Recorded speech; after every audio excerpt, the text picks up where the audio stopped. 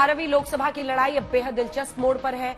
लोकसभा के 7 चरणों में से 4 चरण का चुनाव हो चुका है। प्रधानमंत्री मोदी से लेकर एनडीए का हर नेता 400 पार का दावा कर रहा है, लेकिन इस दावे के बीच इंडिया गठबंधन ने अपना एग्जिट पोल भी जारी किया। आपको दिखाने जा रहे हैं हम इंडिया गठबंधन वाले नेताओं में कौन एनडीए को कितनी सीटें दे रहा है। इसके साथ ही आपको बता दें कि लोकसभा के चौथे चरण तक देश के 28 में से 19 राज्यों में चुनाव संपन्न हो गया, खत्म हो गया। 8 केंद्र शासित प्रदेशों में से 4 में चुनाव खत्म हो गया है, जबकि देश की 379 यानी कि 70% सीटों पर वोटिंग पूरी हो गई है। अब बाकी 2 चरणों में 164 सीटों पर चुनाव बाकी रह गया है। यानी ये तकरीबन तय हो चुका है कि सत्ता का ऊंट किस करवट बैठेगा। नतीजा 4 जून को आएंगे, लेकिन पीएम मोदी के 400 पार के दावे पर इंडिया गठबंधन का एग्जिट पोल चरण दर चरण आ रहा है और पीएम मोदी इंडिया गठबंधन को सीधा चैलेंज कर रहे हैं। Special report. 400 पार ये नारा नहीं है, 400 पार ये हकीकत है। ये 400 पार ये देश ने कहा है हमको करने के लिए। आप लिख के रखिए मेरे देशवासियों, हिंदुस्तान ने मन बना लिया है कि इस बार एनडीए 400 पार करने वाला है। मोदी को 400 सीटें चाहिए ताकि कांग्रेस कश्मीर में धारा 370 को फिर से वापस ला करके चिपका न दे। अब की बार 400 पार, अब की बार 400 पार, 400 सीटें चाहिए ताकि कांग्रेस अयोध्या में राम मंदिर पर बाबरी ताला ना लगा दे। 24 में 400 पार। भारत के संविधान ने जो आरक्षण दिया है ये वोट बैंक के लिए, उसमें डाका न डाले, इसलिए 400 सीट चाहिए। क्या मोदी का 400 पार का नारा सच साबित होगा? चौथे चरण के बाद इंडिया गठबंधन का एग्जिट पोल एनडीए को कितनी सीटें दे रहा है? इंडिया गठबंधन के नेताओं ने जारी किया एग्जिट पोल। इधर मोदी का शक्ति प्रदर्शन, उधर इंडिया गठबंधन का दावा। 18वीं लोकसभा की लड़ाई के 4 चरण पार हो चुके हैं और अब 5वें चरण की बारी है। आज पीएम मोदी वाराणसी में शक्ति प्रदर्शन कर रहे हैं। पीएम मोदी ने तीसरी बार वाराणसी से नामांकन किया तो एनडीए की ताकत से भी सबको रूबरू करवा दिया। अमित शाह से लेकर जेपी नड्डा, राजनाथ सिंह से लेकर सीएम योगी आदित्यनाथ, महाराष्ट्र के सीएम एकनाथ शिंदे से लेकर चिराग पासवान, जयंत चौधरी से लेकर पशुपति पारस, पवन कल्याण से लेकर प्रफुल्ल पटेल, अनुप्रिया पटेल से लेकर उपेंद्र कुशवाहा, रामदास अठावले से लेकर हरदीप पुरी तक, ओम प्रकाश राजभर से लेकर जीतन राम मांझी तक, चंद्रबाबू नायडू से लेकर अंबुमणि रामदास तक। बीजेपी के तमाम दिग्गज नेताओं के साथ साथ एनडीए के नेता पीएम मोदी के साथ साथ नजर आए।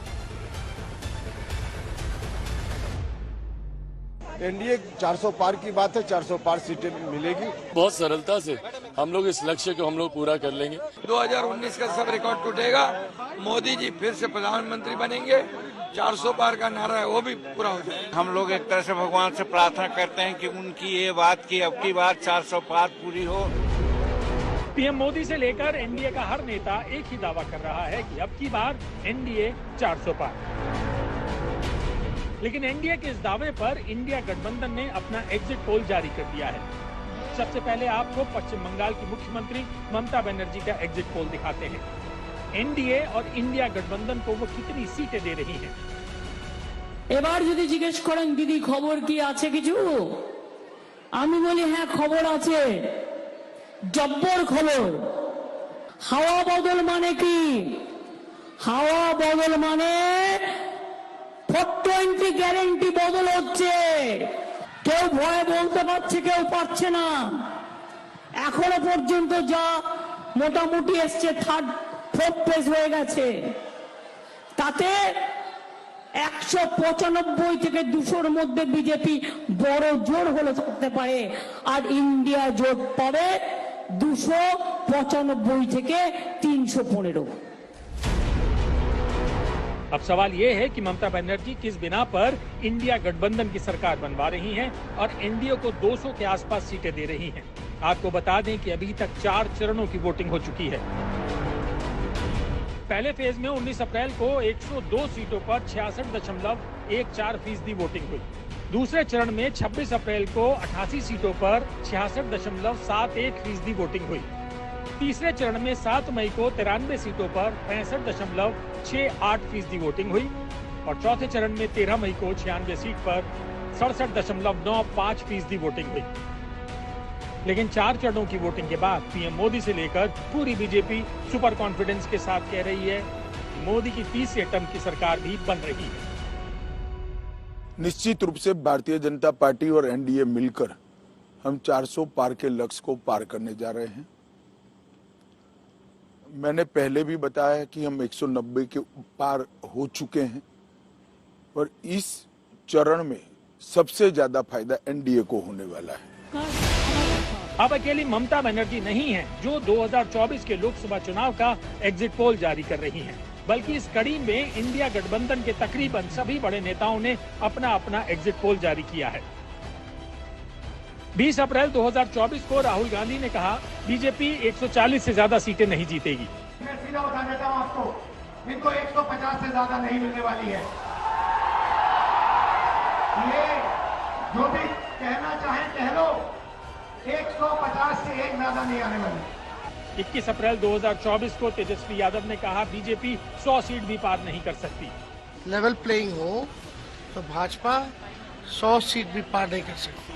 2 मई 2024 को शशि थरूर ने कहा 200 पार भी बीजेपी के लिए एक चुनौती हो सकती है। 7 मई 2024 को लालू यादव ने कहा ये लोग 200 भी पार नहीं कर रहे हैं।